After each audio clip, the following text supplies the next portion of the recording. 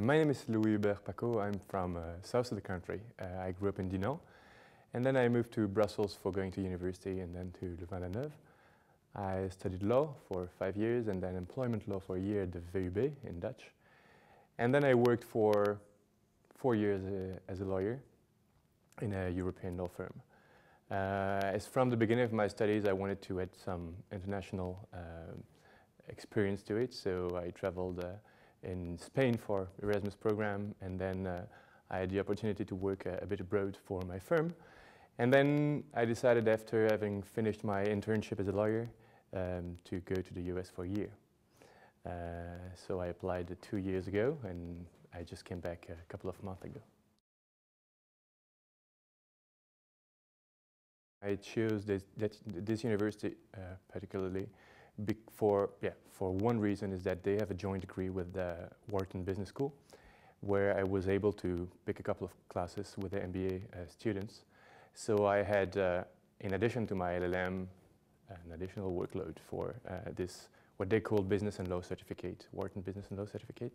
And it gave me the opportunity to meet new people, non-lawyers, to discuss with them, to have new ideas, and to discover also fields of business that I actually didn't study before, such as marketing, general management, and corporate finance, for example. It was definitely the idea to have a broader idea of what we do as a lawyer. I mean, it's important to understand also what we do for clients actually comes into a broader scopes of business that they run. So as I do some kind of business law, it was interesting for me to have other background than only law.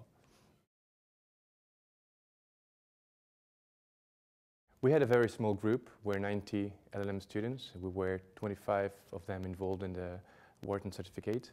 But over 90 people, 45 nationalities were represented. So I was the only Belgian this year.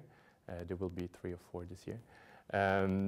And so I think maybe the most enriching experience was to hang out at the school, not only for studying, for working, for going to class, but also for sharing some experience about what we do in the different countries.